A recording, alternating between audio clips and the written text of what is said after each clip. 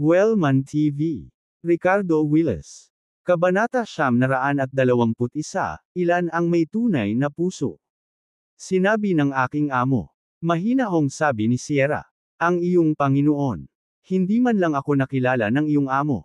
Paano siya nakakasigurado na ang middle-aged couple ay mga magulang ko? Ang iyong amo ba ay isang Diyos? Malamig na tanong ni Ricardo. Kasi that time, may family photo ang parents mo sa inyong tatlo. Sa larawan, naroon kayo at ang mag-asawang nasa katanghaliang gulang. Kung hindi mo sila magulang, sino sila?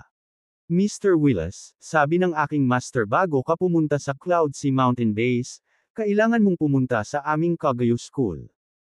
Bakas sa tono ni Sierra ang pagiging seryoso. Nang matapos itong magsalita ay nanginig ang buong katawan ni Ricardo at nanlamig ito sa kinatatayuan. Honey. Tumawag si Miranda mula sa kanyang tabi, mabilis na tinulungan si Ricardo na patakbuhin ang sasakyan palayo sa harang sa tabing daan. Sa pagkakataong iyon, parang tinamaan ng kidlat si Ricardo. Ang kaunting pag-asa sa kanyang puso ay tuluyang nawasak. Patay na ba talaga ang mga magulang niya? Patay talaga. Kung ganoon nga, ano ang ibig sabihin ng pagpunta sa Cloudsea Mountain Base? At paano nalaman ng amo ni Sierra ang lahat? Paano niya nalaman na nasa Luco Orc West si Ricardo at papunta siya sa Cloudsea Mountain Base? Hindi kaya may koneksyon siya sa Elder of the Wicked Bone o sa Ancient Willis family. Kung tutuusin, si Elder of the Wicked Bone ang nag-akit sa kanya dito sa pagkakataong ito. Huminga ng malalim si Ricardo, namumula ang kanyang mga mata nang ihayag ang kanyang kinalalagyan ngayon at sinabi sa malalim na boses, Sierra, dali. Dalhin mo ako sa iyong Panginoon. Sige. Hintayin mo ako, pupunta ako dyan sa lalong madaling panahon. Hindi nagbabago ang tono ni Sierra habang binababa ang telepono. Honey, mga magulang mo. Tumingin si Miranda kay Ricardo, na namumula ang mga mata at tila nag-collapse, at nag-aalalang nagtanong. Bakas sa emosyon ang boses ni Ricardo habang pilit nang umiti ng malungkot. Ayos lang, actually matagal ko nang nahulaan. I was already mentally prepared. Talaga. Alam ko na. Wala lang, talaga, wala lang. Umiling-iling si Ricardo na parang sinusubukang kumbansihin ang sarili. Ngunit patuloy pa rin ang pag-agos ng luha sa kanyang mukha. Ganito ang mga tao, basta may kislap ng pag-asa, kaya nilang lumaban at sumulong ng may lakas. Ngunit kapag nawala na ang huling pag-asa na iyon, para silang nawalan ng lahat ng pananampalataya at motibasyon. Honey, huwag kang ganyan. Nasa iyo pa rin ako at si Nora. At marami pang iba na nagmamalasakit sa iyo at kung sino ang pinapahalagahan mo. Nais ng iyong mga magulang na maging matatag ka. At kailangan natin silang ipaghiganti, di ba? Magiliw na niyakap ni Miranda ang asawa, inaalo ito. Nang marinig ito, nanginig ang katawan ni Ricardo, at dahan-dahan siyang tumango, puno ng nagbabagang puot ang kanyang mga mata. Oo. Kailangan kong ipaghiganti ang aking mga magulang. Babayaran ko sina Elder of the Wicked Bone at Maximus. Cloudsea Mountain Base, kailangan kong pumunta. Nang mawala ang pag-asa, ang pagkapuot ang naging puwersa niyang nagtutulak. Makalipas ang isang oras, dumating si Sierra sakay ng isang malaking Cherokee. Bumaba sina Ricardo at Miranda sa kanilang sasakyan. Si Ricardo ay mukhang kalmado, na itinatago ang kanyang kalungkutan sa kaibuturan. Sierra, matagal nang hindi nagkita. Pilit nang umiti si Ricardo at mahinang sabi. Matapos tingnan ng ilang saglit si Sierra, bakas sa kanyang mga mata ang pagkagulat. Mas ethereal aura na ngayon si Sierra kumpara sa trip nila sa Ayaylonyo. Siya ay tila hindi nagalaw ng mga makamundong alalahanin. Nakapagtataka, naabot na rin ni Sierra ang nascent soul stage. Ngunit sa ilang kadahilanan, kahit na siya ay nasa yugto pa lamang ng nascent soul, naramdaman ni Ricardo na hindi niya ito lubos na nakikita. Ang Kagayo School na ito ay tila hindi isa sa mga sinaunang sekta. Ngunit si Sierra, bilang isang disipulo, ay naging eksperto sa yugto ng nascent soul sa napakaikling panahon. Mukhang hindi rin simple ang sekta na ito. Mr. Willis, long time no see. Ang aking pakikiramay. Bahagyang tumango si Sierra, ang ganda ng boses niya. Sinulyapan niya si Miranda ngunit hindi na nagsalita pa. Wala lang. Pinaghandaan ko na ito. Tara na, curious na curious ako sa master mo. Ikan-away ni Ricardo ang kanyang kamay. Tumango si Sierra at bumalik sa kanyang sasakyan. Sumunod si Ricardo sa kanyang Jeep Wrangler sa steady na takbo. Makalipas ang halos 2 oras, dumating ang dalawang sasakyan sa paanan ng bundok na nababalutan ng nyebe at huminto. Sa tuktok ng bundok ay nakatayo ang isang engranding complex ng mga gusali, na may mahinang tunog ng mga kampana at Buddhist chants na nagmumula rito. Pagkatapos mag-park, pinuna ni Sierra sina Ricardo at Miranda sa paglalakad patungo sa templo sa tuktok ng bundok. Habang nasa daan, magalang na binati ng ilang monghe ng Tibet si Sierra. Ang ibang mga monghe ay nakitang gumagamot at nagpapagaling ng mga tao.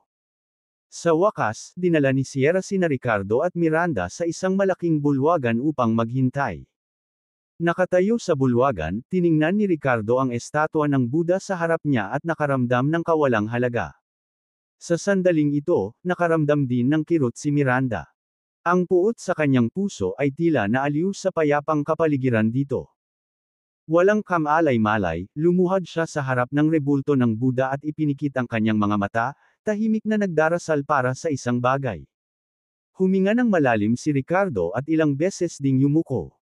Sa kanyang puso, ipinagdasal niya ang kapayapaan ng kanyang mga magulang sa kabilang buhay at ang kaligtasan ng kanyang anak na si Nora, ng kanyang asawang si Miranda, at ng lahat ng kanyang pinapahalagahan. Sa sandaling ito, sa kabila ng pagkakaroon ng sapat na kapangyarihan upang lipulin ang mga powerful hollow void entity, ang pag-iisip ni Ricardo ay bumalik sa isip ng isang ordinaryong tao. Ang kanyang mga panalangin ay katulad ng sa maraming ordinaryong tao. Tungkol saan ang buhay? Kaligtasan, muling pagsasama, kaligayahan. Kung hindi dahil sa sumpa ni Nora at sa alitan ng dugo ng kanyang mga magulang, bakit tatahak si Ricardo sa walang katapusang landas na ito ng paglilinang? Bakit niya inaalala ang sarili niyang lakas? Maya-maya, isang mahinang tawa ang umalangaw-ngaw sa bulwagan. 9 out of 10 knock for wealth, ilan ang may tunay na puso? Ang kadalisayan ng iyong mga kahilingan ay tiyak na makakarating kay Buddha. Kasunod ng tinig, nakita nila ang isang napakagandang monghe na nakasuot ng dilaw na damit na naglalakad na may magaan at matatag na mga hakbang. Ang kanyang mukha ay mabait at mahabagin, ang kanyang mga mata ay may bahid ng empatiya at malalim na pag-unawa sa mga makamundong bagay tulad ng Laughing Buddha. Kabanata 922, 1,000 pagdurusa sa nakaraang buhay, anong pagbabagong buhay sa buhay na ito? Guru. Magalang na bati ni Sierra sa chubby monghe na nakangiting parang Maitreya. Ito ba ang guru ni Master Sierra? Ikaw ba ang gustong makita ako? Maaari ko bang malaman ang iyong pangalan, guru? Tumayo si Ricardo, hinawakan ang kanyang mga kamay, at nagtanong. Tumayo din si Miranda, bahagyang ngiti bilang pagbati. Sa sandaling ito, pareho silang tumingin sa monghe nang walang anumang pahiwatig ng paghamak. Sa mga mata ni Ricardo, ang mabilog na monghe sa harapan niya ay parang wala man lang lakas. Parang isa lang siyang ordinaryong tao. Gayunpaman, hindi siya makita ni Ricardo. Para bang ang monghe ay kaysa sa nakapaligid na mundo, na tila walang kapangyarihan ngunit may dalang misteryosong aura at pakiramdam ng kamahalan. Bukod dito, ang makapagturo sa isang disipulong tulad ni Sierra, na umabot na sa yugto ng nascent soul, imposible para sa kanya na maging isang ordinaryong tao lamang. Maaari mo akong tawaging Valdez, nakangiting sabi ng monghe habang magkahawak ang mga kamay. Master Valdez. Sa daan, nakita ko ang Kagayo School na kumukuha ng maraming pasyente. Ang ganitong pakikiramay at kagandahang loob ay tunay na kahanga-hanga, magalang na sabi ni Ricardo na nakayuko. Pagliligtas sa lahat ng nilalang. Masyado mo akong pinupuri.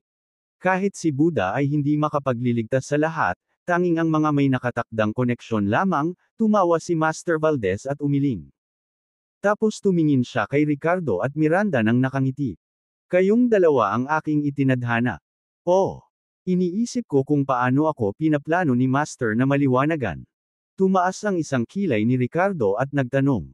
Ngumiti si Master Valdez. Ang nais kong maliwanagan ay hindi ikaw, Ricardo, kundi si Miranda. Kung tungkol sa pag-imbita sa iyo dito, ito ay upang ibalik ang isang bagay na naiwan ng iyong ina. Bukod pa riyan, maaari kang bumisita sa Sky Burial Site ng iyong mga magulang para magbigay galang.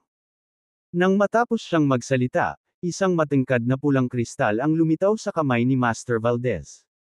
Ito ay tila nabuo mula sa solidified na dugo. Ito ang 9 Phoenix Blood Essence na dala ng nanay mo. Ricardo, kunin mo. Itago mo man ito bilang isang alaala o nagdudulot ito sa iyo ng ilang pagkakataon, nasa iyo iyon. Sige, Sierra, dalhin mo si Ricardo sa Sky Burial Cliff para makita ang puntod ng kanyang mga magulang. Nang matapos magsalita si Master Valdez, lumutang ang matangkad na pulang kristal sa harap ni Ricardo. Sabay turo kay Sierra. Pagkatapos, na may habag na tingin sa kanyang mga mata, panay ang tingin niya kay Miranda. Nalilito ang mga mata ni Ricardo habang inilalagay niya ang 9 Phoenix Blood Essence sa space bracelet na ibinigay ni Mona Woodward. Saka siya tumingin ng matalim kay Master Valdez. Guro, balak mo bang iwan ang asawa ko dito mag-isa? Bago pumunta rito, may pagdududa si Ricardo kung konektado ba si Sierra at ang kanyang amo kay Elder of the Wicked Bone o sa Ancient Willis family. Sa pagdating, sinabi sa kanya ng kanyang intuition na si Master Valdez ay walang masamang intensyon.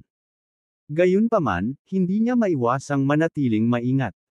Ang marinig na gusto nila siyang umalis habang si Miranda ay nanatili sa likod ay lalo siyang hindi mapalagay. Ricardo, masyadong mabigat ang hinala mo. Si Miranda ay makapangyarihan at may pambihirang paraan. Sa tingin mo ba sasaktan ko siya? Napangiti ng mahina si Master Valdez at umiling. Pero, gusto pang magsalita ni Ricardo ngunit naputol ito ni Miranda. Honey, I can feel na si Master Valdez ay walang masamang intensyon sa akin. Magbigay ka muna ng respeto sa mga magulang mo, sasamahan kita mamaya. Ngumiti si Miranda kay Ricardo at hinikayat ito. Ito. Nag-aalangan pa si Ricardo. Huwag kang mag-alala. Marahan siyang tinulak ni Miranda. Walang choice si Ricardo kundi pumayag.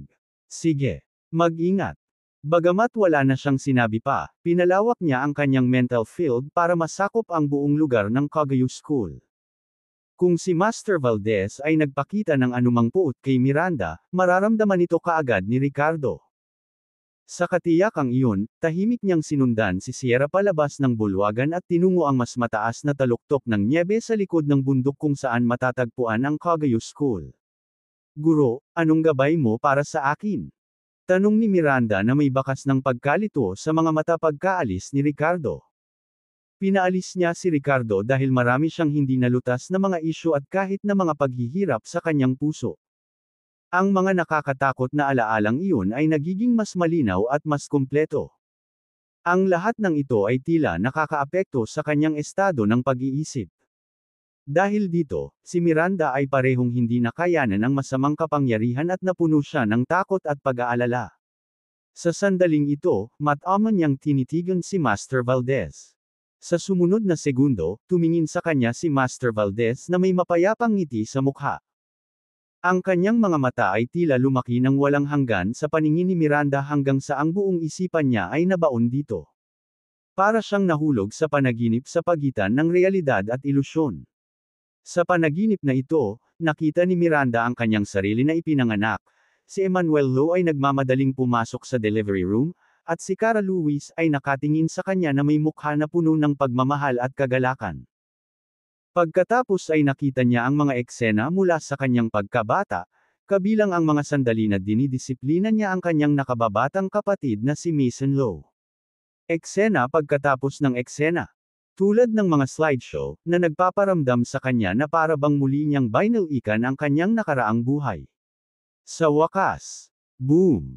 Sa mahinang tunog, nakita niya ang isang figure na nagmamadaling lumabas sa gilid ng kalsada at nabundol ng kotseng sinasakyan niya. Pagkatapos ay dumating ang mga eksena ng kanyang mga karanasan kay Ricardo. Napaka-unforgettable ng lahat. 1,000 kapigatian sa nakaraang buhay, anong pagkabuhay muli sa buhay na ito?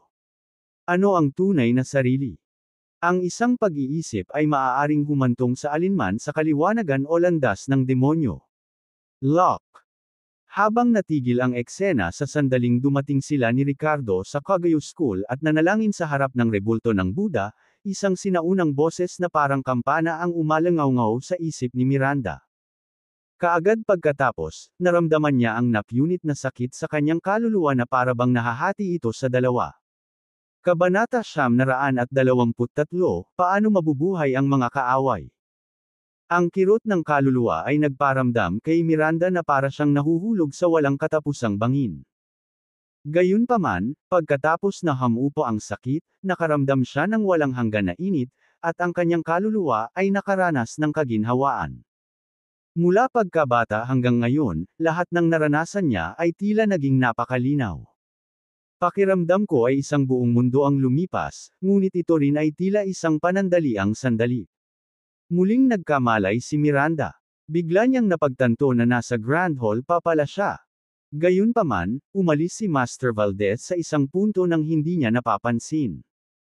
Si Miranda, na may matagal na pakiramdam ng takot at pagkabalisa, ay masusing sinuri ang kanyang kalagayan.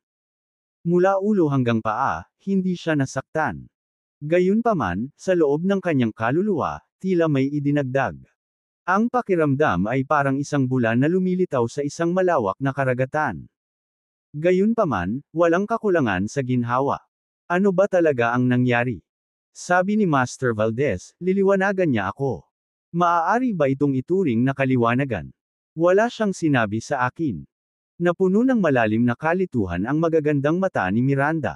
Samantala, sa kabila, sa bundok sa likod ng Kagayo School, patuloy na sinusubaybayan ni Ricardo ang sitwasyon ni Miranda sa pamamagitan ng mental field at alam kung ano ang nangyari. Gayunpaman, kahit siya ay hindi sigurado kung ano ang eksaktong ginawa ni Master Valdez kay Miranda. Nakikita niya na pagkatapos makipag-eye contact ni Miranda kay Master Valdez, tila natulala ito. Para siyang nasa hypnotic state. Napansin ito ni Ricardo at agad na natense.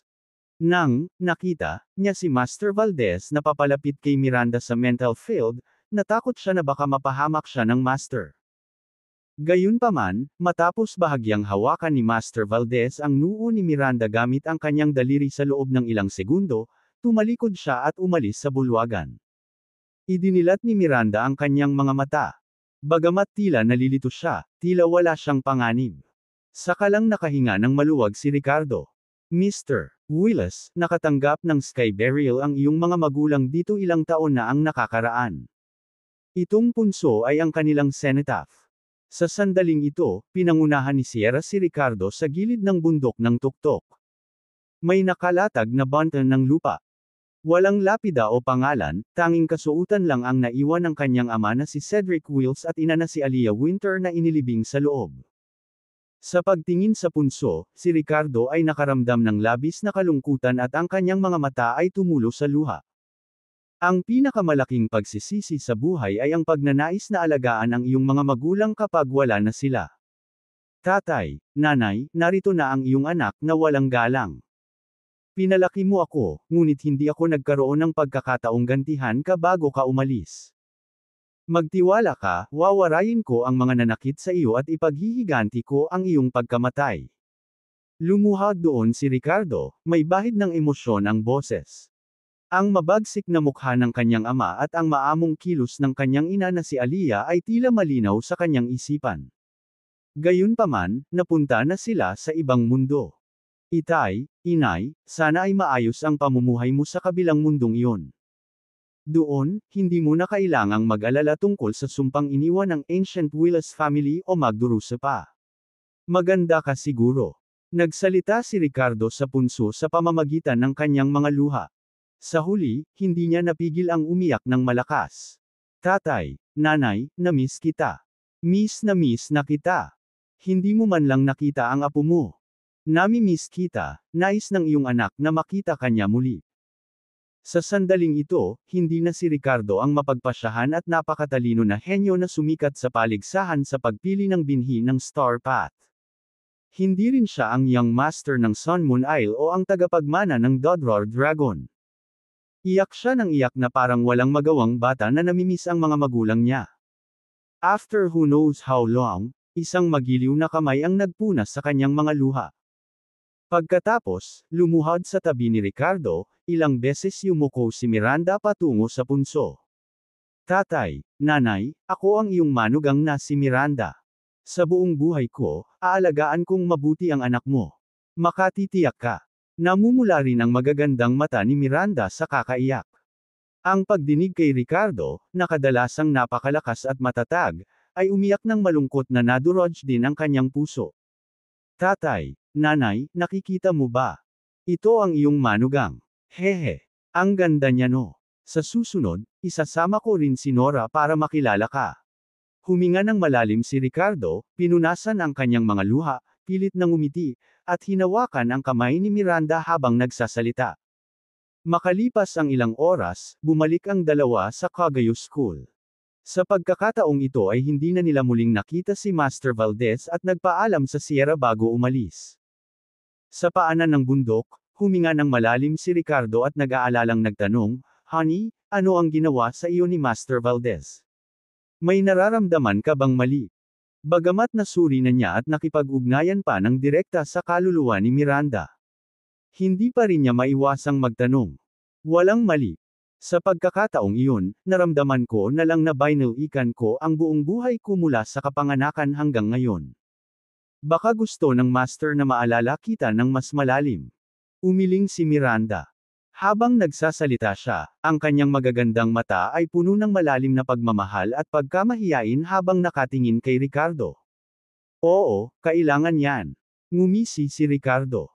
Habang nasa tabi niya si Miranda, tila medyo na-relax ang kanyang kalooban, bahagyang naibsan ng lungkot na dulot ng pagpanaw ng kanyang mga magulang. Tara na. Pupunta kami sa Cloudsea Mountain Base. Dahil patay na ang mga magulang ko, paano pa mabubuhay ang mga kaaway nila? Sa sandaling ito, kumislap ang mga mata ni Ricardo na may malamig na liwanag habang nagngangalit ang kanyang mga ngipin. Isang hindi nakikitang layunin ng pagpatay ang nagmula sa kanya. Tumugon si Miranda ng mahinang, "Manam," tumanggaw siya ng hindi nagsasalita. Kahit na mayroon siyang premonition na may mahalagang mangyari sa paglalakbay na ito. Kabanata 924, na pagkamalan bilang isang Diyos. Ang average na altitude ng Tibet ay higit sa 4,000 metro, na may maringal na mga bundok at mga tagaytay na makikita sa lahat ng dako. Pagkatapos umalis sa Cagayo School, sa pagkakataong ito ay si Miranda ang nagmamaneho ayon sa mapa sa telepono ni Stanley Wills, patungo sa kanluran patungo sa Cloudsea Mountain Base. Sa kalagitnaan ng paglalakbay, nakatanggap si Ricardo ng tawag sa telepono. Nasa phone ni Stanley Wills. Nang makita ang pangalan sa caller ID, isang matinding puot ang bumungad sa mga mata ni Ricardo. Sa sumunod na segundo, sinagot niya ang tawag ngunit hindi nagsalita. "Hihihi, Ricardo, ikaw ba yan?" Isang malamig at mapanuksong tawa ang nagmula sa kabilang linya. "Ako ito. Elder of the Wicked Bone, buhay pa ba talaga ang mga magulang ko at nasa iyong mga kamay?" Malamig na tanong ni Ricardo. Bagamat nakatanggap siya ng balita tungkol sa pagkamatay ng kanyang mga magulang, nagpasya siyang magpanggap na sumunod sa Elder ng Wicked Bone. Siyempre naman. Ang Elder ng Wicked Bone ay nagsinungaling ng hindi pinaikit ang mata. "Kung gayon, hayaan mong marinig ko ang boses ng aking mga magulang."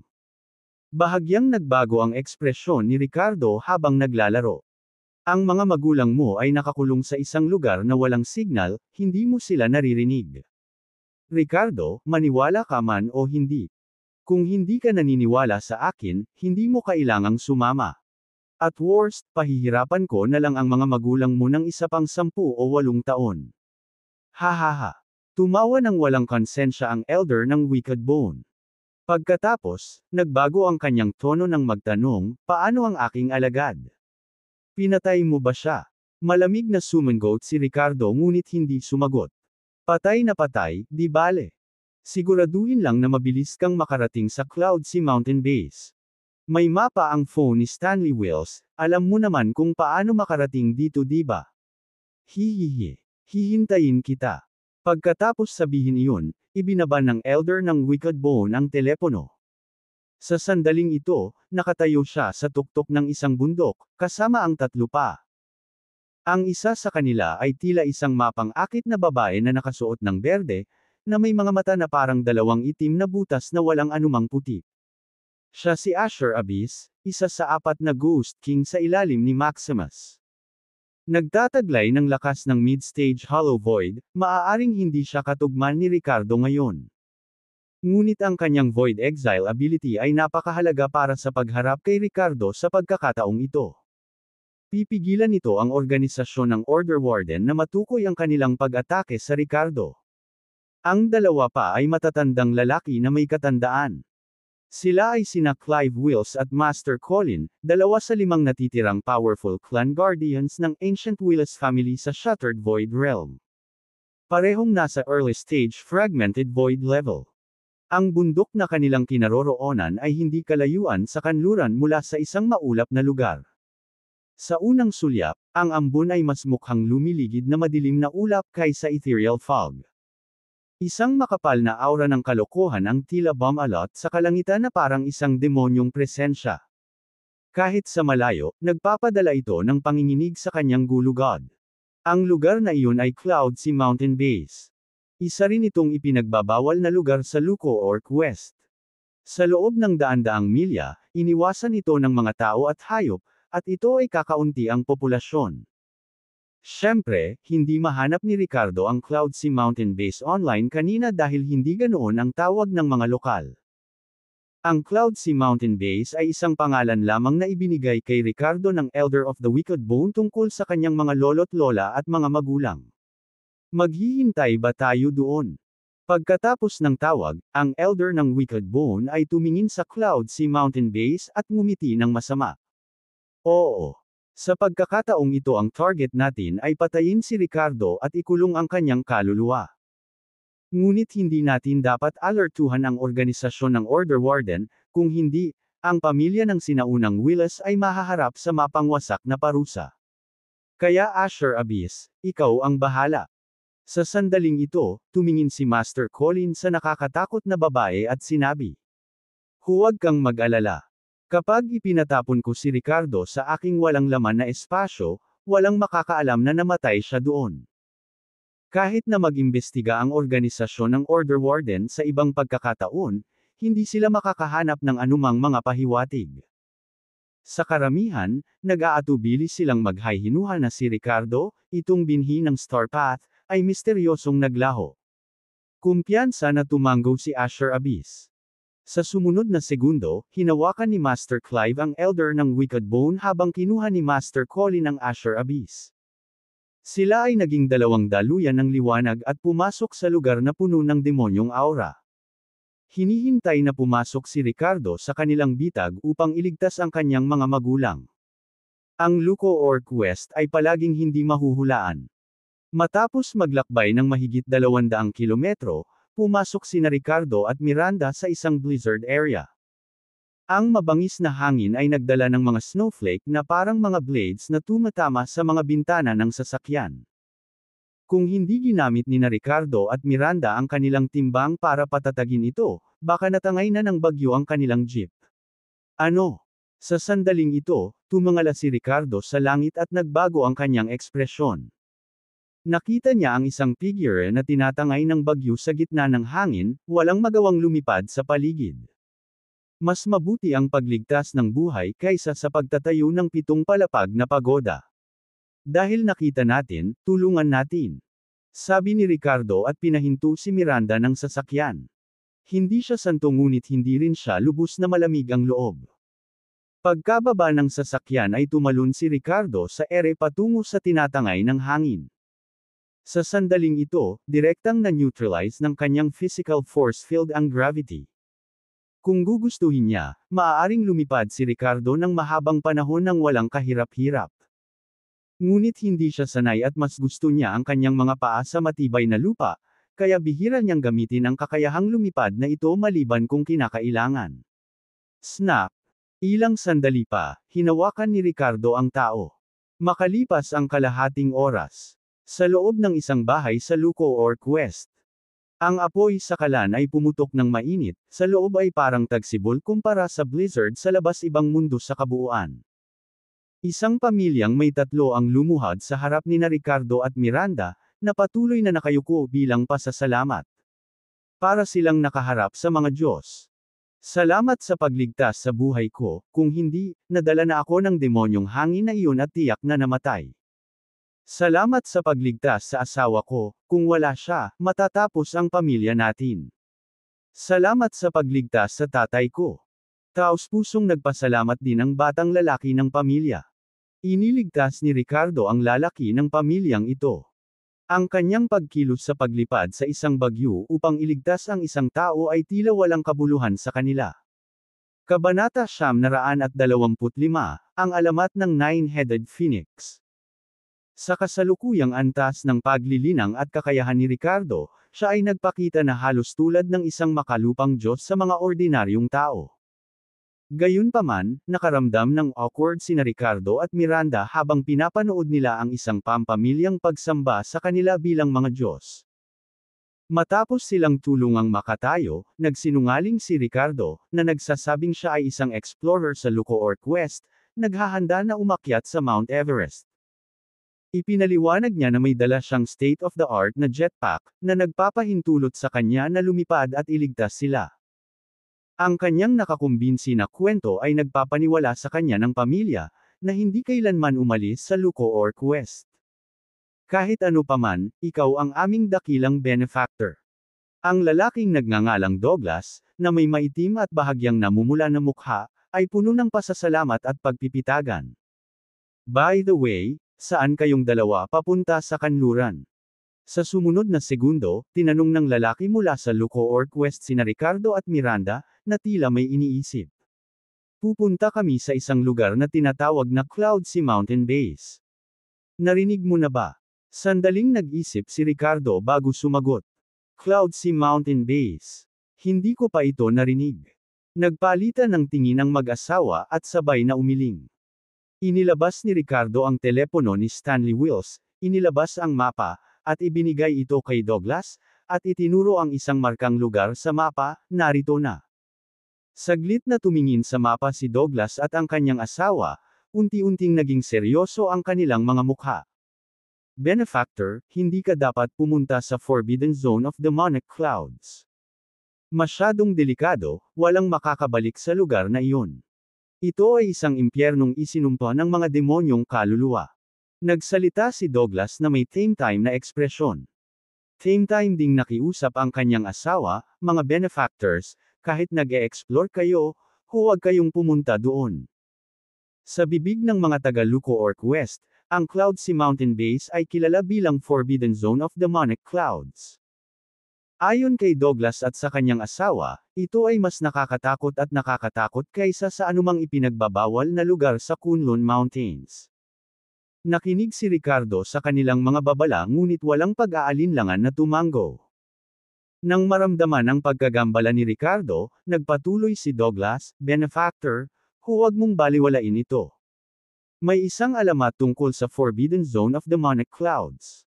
Noong sinaunang panahon, mayroong isang divine phoenix na may 10 ulo, nagtataglay ng walang hanggan na kapangyarihan at isang mabait na kalikasan, na nakikinabang sa libu-libong milya sa paligid. Ngunit minsan, mabangis itong nakipaglaban sa isang heaven dog, natalo ang isa sa mga ulo nito sa labanan. Mula noon, ito ay kilala bilang Nine-Headed Phoenix o Nine-Headed Bird. Ang nawalang ulo daw ay nahulog sa Forbidden Zone of Demonic Clouds. Ang ulo ay naging isang demonyong bundok, na naglalabas ng matinding sama ng loob sa buong taon. Ang mga pumasok ay nakukulam at nagiging mga gumagala na espiritu pagkatapos ng kamatayan. Sa aming mga alamat sa Lucoor Quest, walang nakabalik pagkatapos pumasok. Same time na isinalaysay ni Douglas ang alamat, sinusubukang takutin si Ricardo. Oo. Ang Nine-Headed Phoenix ay naging isang mabangis na hayop. Patuloy na dumudugo ang naputol na leeg, na nagdulot ng mga sakuna saan man dumaloy ang dugo.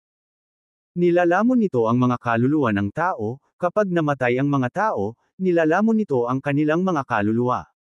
Napakasama nito. Dagdag ng asawa ni Douglas na may takot na ekspresyon. Gayunpaman, panlabas na pumayag si Ricardo na huwag pumunta ngunit nanatiling hindi napigilan sa loob.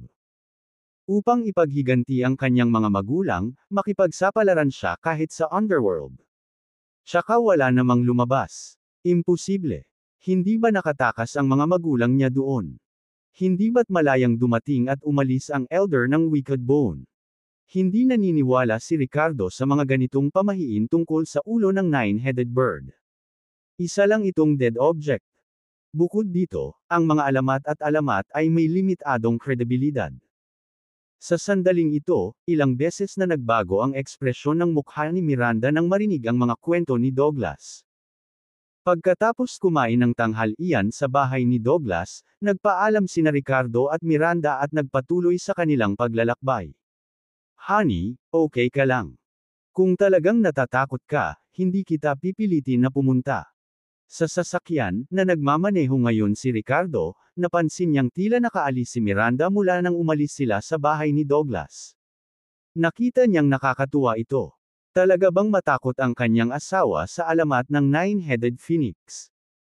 Pagkatapos ng lahat, si Miranda ay nakaranas ng mas kaunting mga labanan at panganib, bagaman ang kanyang lakas ay bumuti, ang kanyang pag-iisip ay maaaring kulang pa rin. Ano bang pinagsasabi mo? Ayos lang ako. Ang alamat ng nine-headed phoenix ay talagang peke. Wala itong kinalaman sa akin. Iritadong ganti ni Miranda ngunit hindi napigil ang umungol ng ilang salita. Oo, baka peke lang. Ang target natin ay ang elder ng Wicked Bone. Kung maglakas loob siyang pumunta sa Cloudsea Mountain Base, bakit hindi tayo? Madiin na tumango si Ricardo. Makalipas ang 4 na oras. Magkatabing naglakad sina Ricardo at Miranda, nakatingin sa makapal na hamog na 100 metro ang layo. Sa susunod na segundo, sabay silang pumasok dito, pumasok sa Cloudsea Mountain Base, ang Forbidden Zone of Demonic Clouds. Sa oras na ito, hindi pa madilim. Pero parang dumilim agad ang buong paligid.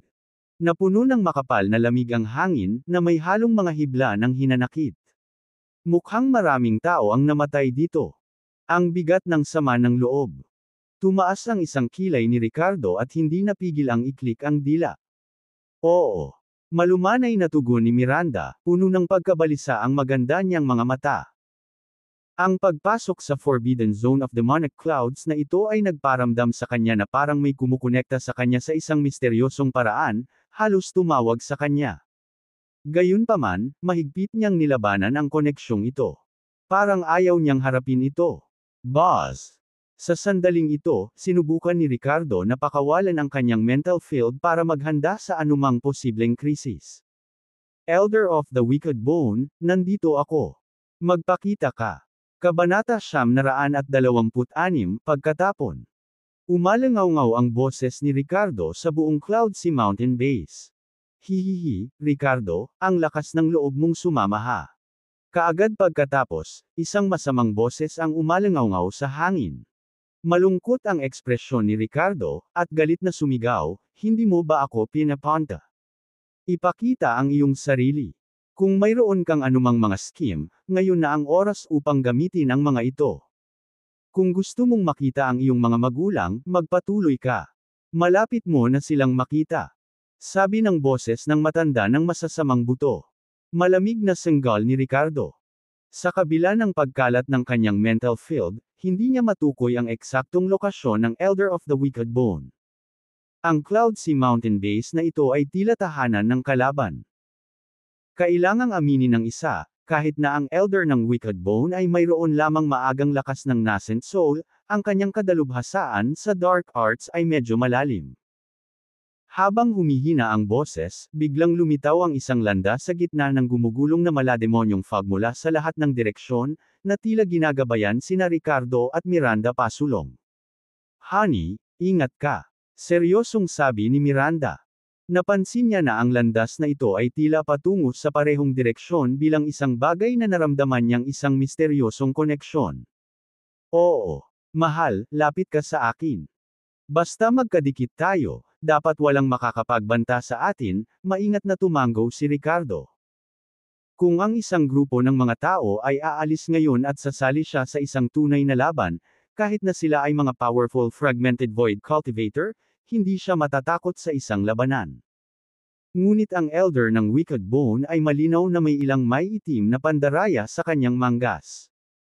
Sa lubos na pag-iingat, sina Ricardo at Miranda ay nagpatuloy sa landas na nalilipad ng makapal na ulap. Sa daan, sinubukan ni Ricardo na lumihis sa landas at nakipagsapalaran sa makapal na ulap. Gayunpaman, sa loob nitong Cloudsea Mountain Base, parang nakulong siya sa isang maze. Kahit anong lakad niya, palagi siyang nauuwi sa maulap na landas sa bundok na nilikha ng Elder of the Wicked Bone. Hindi katakataka na ang mga ordinaryong tao na pumapasok sa Cloudsea Mountain Base na ito ay hindi kailanman makakahanap ng kanilang daan palabas. Malamang na makulong sila dito hanggang sa sila ay mapahamak. Napagtanto ito, nagpasya si Ricardo na huwag gumala ng walang patutunguhan at sa halip ay sumunod sa landas na nilikha ng Elder of the Wicked Bone. Pagkatapos ng lahat, ang kanyang layunin sa oras na ito ay siya. Dahil pinangungunahan siya ng kanyang kalaban sa ganitong paraan, nagpasya siyang umangkop at tingnan kung anong mga trick ang mayroon siya. Whoosh! Matapos maglakad sa hindi malamang tagal, biglang bumangon ang nakakatakot na hangin sa paligid nila.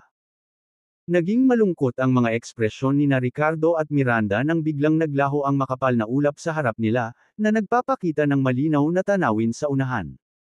Sa harap nila ay nakatayo ang isang bundok. Gayunpaman, ang bundok na ito ay nagbigay ng nakakatakot at nakakabagabag na sigla. Parang ulo ng ibon. Ang mga pasukan sa maraming kuweba sa bundok ay parang maitim na mga mata na nakatingin kina Ricardo at Miranda. Sa paanan ng bundok ay isang napakalaking kuweba na tila bunganga ng ibon na nakabuka, naghihintay na makapasok ang biktima. Itim ang loob, parang hindi kilalang bangin. Sa pagtingin sa bundok na nasa harapan niya, malamig na bumantong hininga si Ricardo at sinubukang i-extend ang kanyang mental field dito ngunit nalaman niya na kahit ang kanyang externalized mental power ay hindi makakapasok dito. Ang bundok ay tila natatakpan ng isang napakasamang presensya, na humaharang sa pagsisiyasat ni Ricardo. Nang maabot ng kanyang mental na kapangyarihan ang isang tiyak na saklaw sa paligid ng bundok, nakaramdam siya ng takot. Sa sandaling ito, ang mga mata ni Miranda ay nakatuon sa bundok, ang kanyang ekspresyon ay patuloy na nagbabago. Isang pamilyar na pakiramdam ang tila bumalot sa kanya. Pakiramdam niya ay tinitingnan niya ang sarili sa pamamagitan ng salamin mula sa ibang dimensyon. Ricardo, kung gusto mong iligtas ang mga magulang mo, pumasok ka muna sa kuweba. Hinihintay ka na ng mga magulang mo sa loob. Hihihi, ang boses ng elder ng Wicked Bone ay umalingaw-ngaw mula sa loob ng bundok. Malamig na bumantong hininga si Ricardo, puno ng matinding puot at bahid ng pula ang kanyang mga mata. Ang kaaway na pumatay sa kanyang mga magulang ay nasa loob ng kuwebang ito. Ngayon, kailangan niyang patayin siya ng walang pagkaantala. Darling, alis na tayo. Tinawag ni Ricardo si Miranda at walang takot na sinugod. Upang maging ligtas, inactivate niya ang kanyang indestructible earth body at pinataas ang kanyang senses sa kanilang peak, handa para sa anumang sitwasyon. Sumunod naman si Miranda sa likod. Walang oras para mag-isip masyado. Whoosh! Pagkapasok ni Ricardo ay bumungad sa kanya ang isang nakakatakot na hangin. Kasabay nito, isang kakaibang puwersa ang kumilos sa kanya. Naramdaman agad ni Ricardo ang paggaan ng kanyang katawan na parang nahuhulog sa walang katapusang kawalan. Ang pakiramdam na ito ay tumagal lamang ng ilang sandali. Pagkatapos ay pinakiramdaman niya muli ang kanyang katawan. Para siyang nag-transition from solid to void and back to solid in an instant. Sa sumunod na segundo, naging malungkot ang ekspresyon ni Ricardo nang mapagtantong tila pumasok siya sa ibang dimensyon.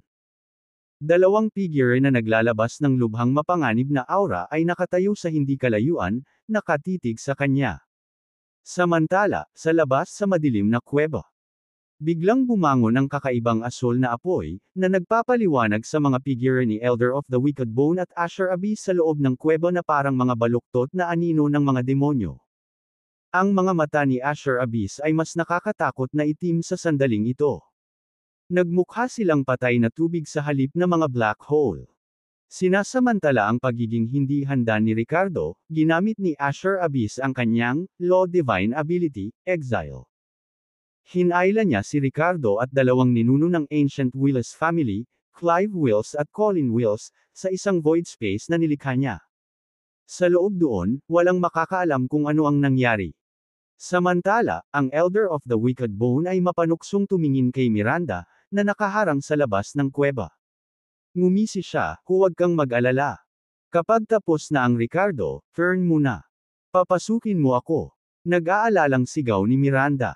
Ricardo, okay ka lang. Hinarang si Miranda sa labas ng kuweba ng kakaibang puwersa. Ang kanyang magandang mukha ay napuno ng matinding pagkabalisa at pag-aalala. Kabanata 927, Fragmentation Void kumpara sa Sky Shaker. Sa sandaling ito, pinapanatili ng Asher Abyss ang batas ng pagpapalayas, na lumilikha ng isang walang laman na espasyo, na ginagawang imposibleng makitungo kay Miranda. Ayon sa pamilya ng Ancient Willis, minsang nakipag-away si Miranda kay Silas Willis at nakapagpalabas ng kapangyarihan na maihahambing sa isang late-stage na nascent soul na eksperto. Kaya naman, ang Elder ng Wicked Bone ay nagtanong kung kakayanin niya si Miranda kung sila ay mag-aaway. Gayunpaman, ang lahat ay nasa loob ng kanilang plano. Medyo maaaring gamitin ng Elder ng Wicked Bone ang Driven's Evil Power, na tumago sa Cloudsea Mountain Base. Ang hinaing ay isa ring uri ng enerhiya. Sa isang kahulugan, ito ay isang natitirang kalooban. Gayunpaman, ang kaloobang ito ay puno ng matinding sama ng loob. Lalo na malapit sa Phoenix Mountain, maaaring gamitin ng Elder ng Wicked Bone ang enerhiyang ito para mag-set up ng isang formation, na ihiwalay ang iba. Si Miranda ay sabik na tumatakbo sa labas ng Phoenix Mountain, hindi nakapasok at labis na nag-aalala. Kahit anong tawag niya, walang sagot mula kay Ricardo. Halata namang nahulog si Ricardo sa bitag ng kalaban. Sa sandaling ito, sino ang nakakaalam kung anong uri ng panganib ang kinaroroonan niya? Sa sobrang galit at pag-aalala, ang magandang mukha ni Miranda ay naging malamig na malamig, at ang kanyang mga mata ay kumikinang sa kakaibang lilang liwanag. Basta, sa tingin mo ba mapipigilan ako ng kapangyarihang ito? Nagnganga ang ngipin ni Miranda. Nararamdaman niya na kaya niyang makuha ang Driven's Evil Power sa isang pag-iisip lamang. Dati, labis siyang naiinis sa kapangyarihang ito. Sinabi sa kanya ng kanyang instincts na ang pagtanggap sa karaingan na ito ay magdudulot ng hindi malamang pagbabago sa kanyang katawan. Gayunpaman, sa sandaling ito, walang pakialam si Miranda. Ang kaligtasan ni Ricardo ang kanyang pangunahing prioridad. Sa sumunod na segundo, sa ilalim ng nagtatakang tingin ng matanda ng masasamang buto, biglang kumalma si Miranda. Ang kanyang mga mata, na kumikinang sa kakaibang lilang liwanag na iyon, ay bahagyang pumikit, at isang nakakatakot na alon ang lumitaw. Ang Elder ng Wicked Bone, na kinokontrol ang reklamong masamang kapangyarihan at pinapanatili ang formation barrier, ay natakot nang makitang ang masamang kapangyarihan ay tila humihina. Si Ricardo ay same time na tumingin sa paligid at nakitang siya ay nasa isang walang laman na espasyo. Ang espasyo ay hindi masyadong malaki o masyadong maliit, humigit kumulang 1 kilometro ang radius. Ang mga gilid ng espasyo ay napuno ng maulap na magagaan na kurtina, parehong totoo at hindi totoo. Siyempre, ang higit na nakatawag ng pansin sa kanya ay hindi ang exile space na ito kundi ang dalawa pang figure sa loob nito. Ang dalawang figure ay matanda at hunch. Gayunpaman, naglabas sila ng aura na medyo hindi mapalagay kay Ricardo. Napakahusay na fragmented void. Ang 4 na salitang ito ang pumasok sa kanyang isipan. Kahit si Leland sa tuktok ng late-stage hollow void ay hindi nagparamdam kay Ricardo ng ganito. Ang pressure na naramdaman niya ay walang alinlangan na nagpapahiwatig na sila ay nasa itaas ng shattered void realm.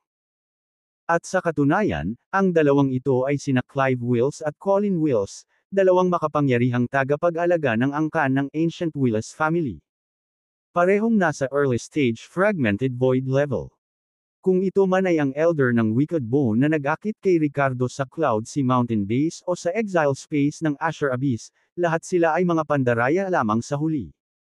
Ang tunay na aksyon ay gagawin ng dalawang ito.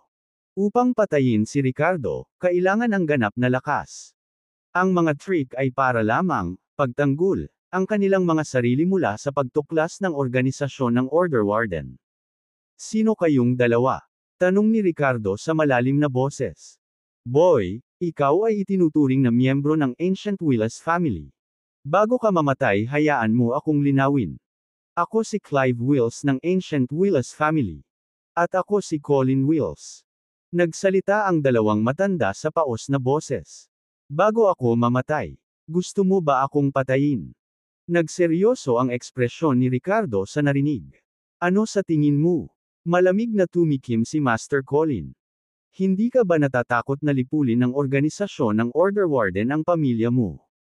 Alam mo ba ang tungkol sa plano ng proteksyon ng Seed of the Star Path? Tanong ni Ricardo sa malalim na boses. Hindi malalaman ng organisasyon ng Order Warden. Kung hindi, bakit sa palagay mo kami ay dumaan sa napakaraming problema para akitin ka dito? Ito ay isang walang laman na espasyo, hindi ito matukoy ng labas ng mundo. Walang makakaalam kung paano ka namatay. Walang pakialam na sabi ni Master Colin. Nang matapos siyang magsalita, malamig siyang ngumuso na parang nag-aanunsyo ng hindi maiiwasang kahihinatnan. Sige, sapat na ang usapan. Maghanda para mamatay. Ang magkaroon kami ng personal na pakikitungo sa iyo ay isang karangalan. Sa pamamagitan nito, siya at si Master Clive ay naglabas ng kanilang sariling mga dumi ng batas. Ang pinaka-natatanging feature ng Powerful Fragmented Void kumpara sa mga nasa ibaba ng Shattered Void Realm ay ang paggawa ng sarili nilang law domain. Sa loob ng domain na ito, maliban kung sa salungat ng isa pang makapangyarihang Fragmented Void, ang lahat ng iba pang mga panuntunan ng langit at lupa ay mawawalan ng bisa. Sa domain ng batas na ito, ang isang powerful fragmented void ay maaaring pumatay ng mga eksperto sa mababang antas na kasing dali ng pagkatay ng manok at tupa. Ang batas na nilikha ng sarili ni Master Clive ay ang daan ng ginto. Ang kay Master Colin ay ang mga panuntunan ng daigdig. Bagamat pareho silang kabilang sa mga pinakapangunahing batas na may 5 elemento, sa loob ng kanilang mga nasasakupan ng batas, sila ang pinakamatibay na batas. Gusto mo akong patayin? Kayo lang dalawa matandang geezers. Ngayon, titingnan ko kung talagang hindi magagapi ang powerful fragmented void. Nagseryoso ang ekspresyon ni Ricardo habang nagsasalita sa mababang tono. Nakaharap sa dalawang fragmentation voids, ang kanyang mga mata ay hindi nagpakita ng takot kundi isang surge ng malakas na fighting spirit. Space Shaker. Buzz. Sinabayan ng malakas na alon. Sa tabi ng mga dumi ng batas ni Clive Wills at Colin Wills, ang pisikal na divine power ni Ricardo ay pinakawalan din. Sa isang iglap, si Ricardo ay nabalot ng gininto ang glow, na nagpamukha sa kanya na halos transparent. Bagamat mabilis na umatras ang gininto ang kinang na ito, ang nakakatakot na aura na nagmumula sa katawan ni Ricardo ay tila kayang basagin ang walang laman na espasyong ito. Clive Wills at Master Colin's Earth's Rules and Way of Gold na mga kapangyarihan sa loob ng kanilang mga nasasakupan ng batas ay hindi nakapinsala sa Ricardo sa pakikipag-ugnay. Sa kabaligtaran, nagsanib sila sa katawan ni Ricardo, na naging mga puwersang makokontrol niya. Gayunpaman, sa kabila ng pagiging nasa kanilang mga lodomin kung saan si Ricardo ay hindi naapektuhan ng kanilang mga kapangyarihan at maaari pang hiramin ang mga ito, ang kanyang sariling other rules powers ay tila naglaho na parang mga bato na lumulubog sa dagat. Kabanata 928, Pagbabalik ng Pabor. Ano? Naramdaman ang hindi pangkaraniwang aura at momentum ni Ricardo, parehong nagpakita ng bahagyang pagbabago sa kanilang mga ekspresyon sina Clive Wills at Colin Wills. Gayunpaman, hindi nila masyadong naisip ito. Sa sumunod na segundo, saglit na napunit ni Master Clive ang kalawakan at agad na nag-teleport patungo sa Ricardo, hinampas ang kanyang likod gamit ang isang palad. Si Master Colin naman ay nanatiling nakatayo sa kinaroroonan niya, hindi natinag. Sa kanilang pananaw, ang pagpatay sa isang Hollow Void Realm Ricardo ay mangangailangan lamang ng isa sa kanila. Patuloy na inilabas ni Ricardo ang kanyang mental field at agad na nakita ang papasok na strike ni Master Clive. Ang palad na ito ay nagdala ng napakalaking tunay na enerhiya at ang mabigat na mga panuntunan ng daigdig. Isang malamig na buntong hininga ang pinakawalan ni Ricardo at sinalubong ng suntok ang pag-atake. Bagamat hindi niya magagamit ang kapangyarihan ng Dao, ang kanyang divine ability na Indestructible Earth Body ay buo pa rin, at ang mga katangian ng kanyang Earth Constitution at Thunder and Lightning Constitution ay may bisa pa rin. Bukod dito, maaari rin niyang gamitin ang Earth's rules at ang kapangyarihan ng Dao of Gold na inilabas ni Clive Wills at Master Colin. Siyempre, ang pangunahing kumpiyansa ni Ricardo ay nagmula sa kanyang Sky Shaker na pangangatawan. Boom! Nagsagupaan ang dalawa, at nagpakawala ng mahinang ungol si Ricardo habang pinalipad siya pabalik. Si Master Clive, gayunpaman, ay naglabas ng isang nagulat na nagpapakita ng hitsura ng kawalan ng katiyakan. Nakaramdam ng mahinang pamamanhid ang tila lantang palad niya. Naramdaman ni Master Clive na ang kapangyarihan ng Earth's rules sa kanyang pag-atake ay tila walang epekto kay Ricardo. Ang gap sa pagitan niya at ni Ricardo ngayon ay puro sa antas ng chi refinement. Bagamat ang welga na ito ay nagpalipad kay Ricardo, hindi ito nagdulot ng anumang tunay na pinsala sa kanya. Fragmentation Void. Kaya mo ba akong sirain? Halika. Magpatuloy. Tumaas ang isang kilay ni Ricardo, isang malakas na fighting spirit ang nag-aapoy sa loob niya. Bagamat dehado pa siya sa sigupaang ito, lubos nitong pinalakas ang kanyang kumpiyansa. Ang makapangyarihang Fragmented Void ay hindi natalo. Basta, nililigawan mo si kamatayan. Galit na umungal si Master Clive at sinugod si Ricardo ng mabangis na ekspresyon. Boom! Boom! Boom! Paulit-ulit na nag-aaway ang dalawa. Ang lakas at kapangyarihan ng Sky Shaker na pangangatawan ni Ricardo ay makabuluhang nagsara sa pagitan niya at ng powerful Fragmented Void. Lalo na dahil ang domain ng Dao ng kalaban ay walang epekto sa Ricardo. Dahil dito, nagawang makipagpalitan ng suntok ni Ricardo kay Master Clive para sa mahigit 100 galaw. Gayunpaman, sa pangkalahatan, si Ricardo ay pinipigilan pa rin ni Master Clive, patuloy na umaatras. Boom! Sa wakas, matapos ang isang suntok ay napalihis, ang dibdib ni Ricardo ay naiwang bukas na bukas. Malakas na tumama ang palad ni Master Clive sa dibdib ni Ricardo. Paft! Nagluwa si Ricardo ng isang subo ng dugo at pinalipad ng daan-daang metro ang layo. Ngunit matapos magpakatatag, sumili ang masamang ngiti sa kanyang mukha habang iniluwa niya ang isang subo ng dugong laway sa gilid. Yun lang ba? Pinapamasahe mo lang ba ako? Habang ginagamit ang Energy Primordial Technique ng Dragon para pagalingin ang kanyang mga sugat, tinuya ni Ricardo si Master Clive. Ang hampas ng palad na ito ay talagang nakapinsala sa Ricardo. Dahil lamang sa kanyang hindi kapani-paniwalang malakas na pangangatawan at sa pagiging hindi epektibo ng domain ng Dao ng kalaban kaya hindi siya nasugatan o napatay man lang tulad ng ibang mga powerful Hollow Voids na maaaring nangyari kung kumuha sila ng ganoong hit mula sa isang eksperto sa Fragmentation Void.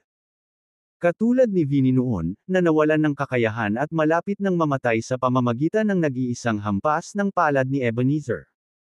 Ang agwat sa pagitan ng Hollow Void at Fragmentation Void ay napakalaki.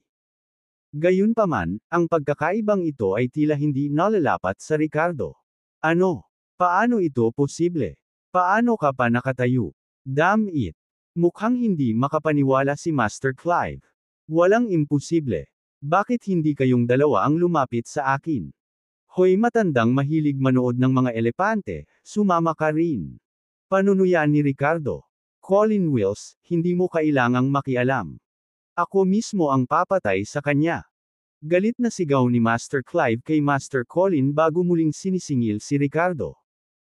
Para sa isang marangal na powerful Fragmented Void na nangangailangan ng tulong sa pagpatay sa isang Hollow Void Realm Jr. ay isang lubos na kahihiyan. Hindi papayag si Master Clive na tulungan siya ni Master Colin. Boom! Boom! Boom! Nagpatuloy ang matinding labanan sa pagitan nina Ricardo at Master Clive. Bagamat mukhang dehado si Ricardo, sa ilalim ng suporta ng Dragon's Energy Primordial Technique, naging mas matapang siya habang nagpapatuloy ang laban. Ang kanyang abnormal na pisikal na lakas ay nagpapahintulot sa kanya na makatiis ng mga makabuluhang pag-atake at pinsala. Sa kabilang banda, habang tumatagal ang labanan, si Master Clive ay nagsimulang magpakita ng mga palatandaan ng strain. Ang kanyang lakas ng chi refinement ay nanag kay Ricardo, ngunit ang kanyang matanda na katawan ay isang malaking kahinaan.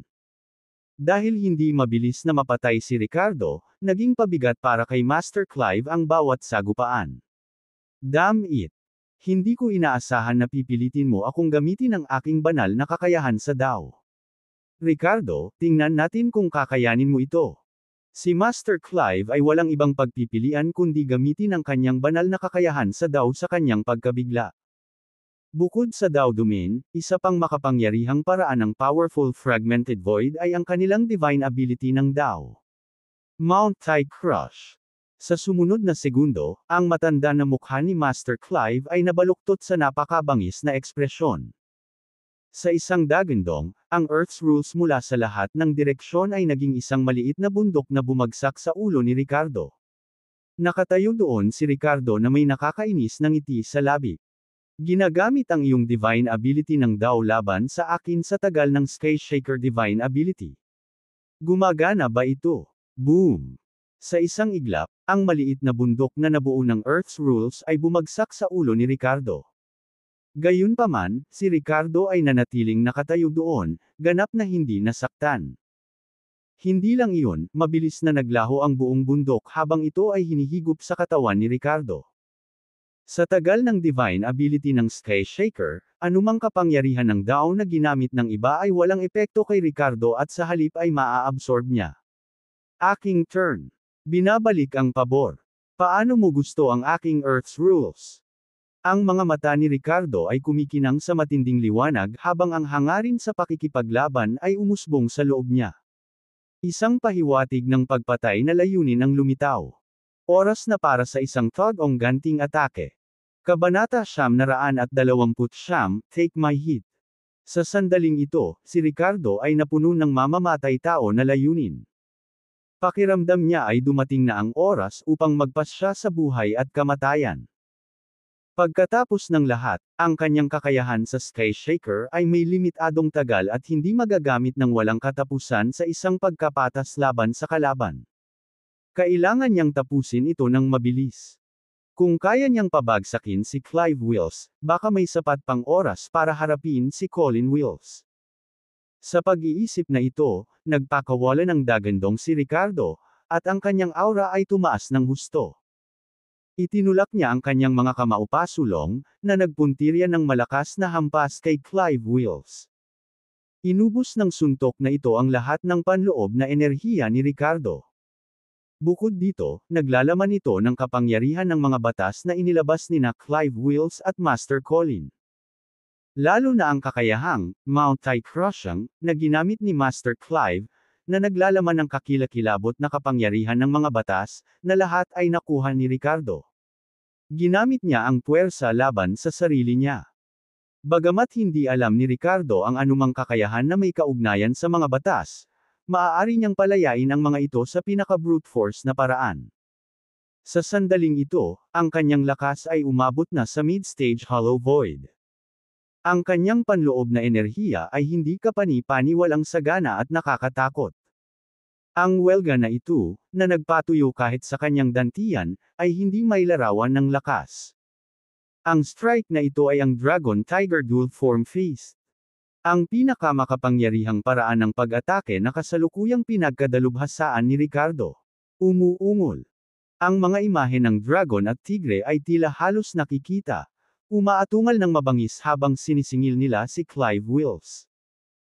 Sa sandaling lumitaw ang strike na ito, kahit si Clive Wills, isang makapangyarihang fragmented void, ay nagbago ng kanyang ekspresyon. Pakiramdam niya ay sapat na ang pag-ataking ito para banta ang kanyang buhay. Ang galit ng ninuno ng dragon. Sa isang iglap, si Master Clive ay nagpakawala ng mahinang dagandong, ang kanyang aura ay umaalab habang siya ay hamampas ng buong lakas. Ang hampas ng palad na ito ay isang ultimate technique ng Ancient Willis family, na parehong kakilakilabot. Kinain nito ang ikatlong bahagi ng kabuuang panloob na enerhiya ni Master Clive. At si Master Clive ay isang early-stage fragmented void na pag-iral. Ang kapangyarihan ng hakbang na ito ay maliwanag. Sa pagpapakawala ng hampas ng palad na ito, ang nakakatakot na momentum na dala ng Dragon Tiger Dual Form Feast ay tila agad na napigilan. Tila ang Dragon Tiger Dual Form Feast ni Ricardo ay hindi tugma sa Dragon Ancestors Fury ni Master Clive. Si Master Colin, na sa una ay nagplanong kumilos, ay tumigil sa kanyang landas at tinalikuran ang ideyang tulungan si Master Clive. Ang hampas ng palad na ito ay sapat na upang lipulin ang pag-atake ni Ricardo. Baka patayin pa siya nito ng diretsyo. Boom! Sa susunod na sandali, ang Dragon Tiger Dual Form Fist ay bumangga sa lumalawak na palm imprint. Sinamahan ng isang nakakatakot na pagkalat ng enerhiya, mayroon lamang isang mahinang tunog.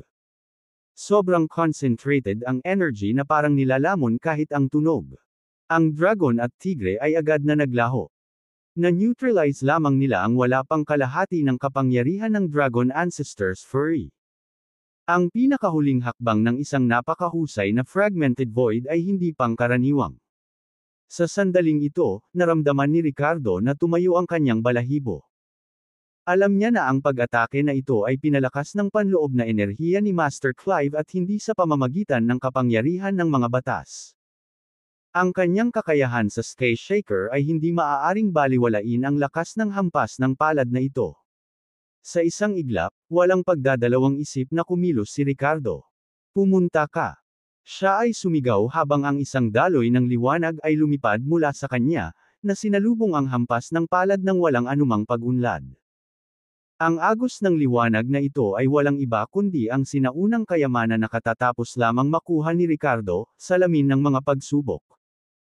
Sa sandaling ito, hindi pa ganap na ginalugad ni Ricardo ang iba't ibang kakayahan ng Mirror of Trials, posibleng dahil sa napinsalang panloob na maliit na mundo. Ngunit ang paggamit ng kanyang isip upang himukin ang kayamanan na ito upang tamaan ang isang tao ay posible pa rin. Boom! Habang bumangga ang Mirror of Trials sa natitirang lakas ng hampas ng palad ni Master Clive, nabasag ang palm imprint sa hindi mabilang na mga fragment ng nakakatakot na enerhiya. Gayunpaman, ipinagpatuloy ng Mirror of Trials ang trajectory nito tulad ng isang missile sa ilalim ng kontrol ni Ricardo, dumiretso sa Master Clive. Sa pagharap sa sinaunang kayamanan na ito, kahit na hindi nito naipakita ang tunay na kakayahan, naramdaman ni Master Clive ang isang nakakapangilabot na pakiramdam ng panganib. Pakiramdam niya, kapag siya ay nataman ng sinaunang kayamanan na ito, siya ay mamamatay o malubhang masugatan. Walang pag-aalinlangan, sinubukan niyang umiwas. Boom! Ngunit sa pagkakataong iyon, natapakan ni Ricardo ang kanyang paa na nagdulot ng nakakabinging pagsabog. Ang kakayahan ng Earth Pulse ay direktang pinakawalan ni Ricardo. Sa walang laman na espasyong ito, walang tunay na lupain, kaya ang kapangyarihan ng Earth Pulse ng Ricardo ay karaniwang mababawasan ng malaki. Gayunpaman, dati nang naglabas si Master Clive ng malaking halaga ng Earth's Rules. Sa pagkakataong ito, dinala ng Earth Pulse ang Earth's Rules, na nagdodouble sa kapangyarihan nito. Bukod dito, 10 beses na gravity ang sabay-sabay na kumilos kay Master Clive. Kasabay nito, agad na pinakawalan ni Ricardo ang kanyang physical force field, hinayla si Master Clive patungo sa kanya. Dapat tandaan na nang ang pisikal na katawan ni Ricardo ay pumasok sa Sky Shaker realm, ang kanyang physical force field ay sumailalim sa qualitative change. Kahit na ang isang tulad ni Adele sa late-stage Hollow Void ay madadapa kong mahuli. Kahit na si Master Clive ay isang makapangyarihang fragmented void, naapektuhan pa rin siya sa ilang mga lawak. Kasama ng Earth Pulse at 10 beses na gravity. Agad itong naging sanhi ng early-stage fragmented void na ninuno ng pamilyang Wheels na huminto sa kanyang paggalaw. Sa mga labanan sa pagitan ng mga eksperto sa antas na ito, ang buhay at kamatayan ay kadalasang nakasalalay sa isang sandali. Ang panandaliang paghinto ni Master Clive ay tila tinatakan ang kanyang kapalaran ngayon. Boom! Sa ilalim ng kontrol ni Ricardo, ang Mirror of Trials ay bumagsak kay Master Clive ng may matinding puwersa. Ang makapangyarihang powerful fragmented void ay agad na nabasag ng kanyang proteksyon na panloob na enerhiya dahil sa epekto ng sinaunang kayamanan na ito. Boom! Sunod, ang Mirror of Trials ay tumama sa dibdib ni Master Clive. Ang ninuno na ito ng pamilyang Wills at ang early stage fragmented void existence ay nagdura ng dugo at pinalipad pabalik. Biglang sumikip ang dibdib niya. Ang kanyang tadyang ay nabasag na pulgada por pulgada. Ang matandang katawan na iyon ay tila hindi makayanan ang gayong pasanin. Kabanata 930, nakulong ng aking sariling sama ng loob. Mamatay. Bumagsak ang dibdib ni Master Clive nang dumura siya ng dugo at pinalipad pabalik. Gayunpaman, walang balak si Ricardo na palayain ang kanyang kalaban. Sa pagharap sa gayong nakakatakot na kaaway, kailangan niyang lumaban hanggang sa tuluyang mamatay ang kaaway. Hindi niya mabigyan ng pagkakataon ang kalaban na makahinga. Ang tunay na enerhiya na ganap na naubos ay agad na napunan. Ito ay ang hugis dragon na Jade Pendant, kasama ang pag-imbak ng enerhiya nito, ang naglaro sa sandaling ito. Palaging iniimbak ni Ricardo ang kanyang tunay na enerhiya sa Jade Pendant na hugis dragon para sa mga emerhensya. Kahit na matagal na niyang hindi ito ginagamit, ipinagpatuloy ni Ricardo ang pagsasanay na ito. Kaya ngayon, dahil nagamit na ni Ricardo ang Dragon Tiger Dual Form Fist minsan, nagawang ilabas ito muli ni Ricardo. Sinabayan ng dagandong ng isang dragon at ang sigaw ng isang tigre, dalawang nakakatakot na makapangyarihang kamao ang walang awang tumama kay Master Clive. Isang suntok ang tumama sa ulo ni Clive. Boom! Thud. Sa pamamagitan ng dalawang tunog, ang proteksyon na tunay na enerhiya ni Master Clive, na nabasag na ng salamin ng mga pagsubok, ay ganap na nawasak. Nabasag ang ulo niya. Natusok ang kanyang nabaon na dibdib sa suntok ni Ricardo. Matapos bumagsak sa lupa, marahas na nagpumiglas ang matandang katawan ni Clive ng ilang beses bago nawala ang kanyang tunay na enerhiya at nakahiga siya. Ipinakita nito kung gaano katibay ang puwersa ng buhay ng isang makapangyarihang fragmented void. Clang! Thud! Kaagad pagkatapos, sa isang malakas na kalabog, ang Mirror of Trials, na nawala ng kontrol ni Ricardo, sa wakas ay nahulog sa lupa. Kasabay nito, si Ricardo mismo ay lumuhad, ang kanyang mukha ay mapatla na parang sapin. Muling naubos ang lahat ng kanyang tunay na lakas, si Ricardo, kasama ang kanyang sky shaker na pangangatawan, ay hindi masyadong nanghina ngunit nakadama ng napakalaking pasanin. Ang kanyang kalagayan ay dahil sa kanyang mental energy na halos naubos na. Muntik na siyang mawalan ng ulirat. Hindi inaasahan ni Ricardo na ang pagkontrol lang sa Mirror of Trials para hampasin si Master Clive ay magiging napakalakas. Hindi rin niya inaasahan na ang ganitong simpleng banggaan ay makakaubos ng sobrang lakas ng pag-iisip. Kahit na ang kanyang panlabas na inaasahang mental na enerhiya ay halos mapuspos.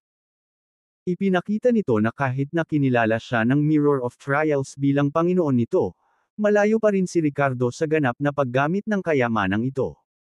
Hayes! Sa sandaling ito, tiningnan ni Master Colin ang bangkay ni Clive Wills at hindi maiwasang mapabuntong hininga sa gulat. Patay! Patay na si Clive Wills. Isang marangal na powerful fragmented void ang nahulog sa kamay ng isang junior sa void level. Bukod dito, ang kanilang huling palitan ay nangyari sa isang iglap. Ang mabilis na pabalik-balik ay nag-iwan kay Master Colin ng walang oras upang mamagitan bago natapos si Master Clive. Swish!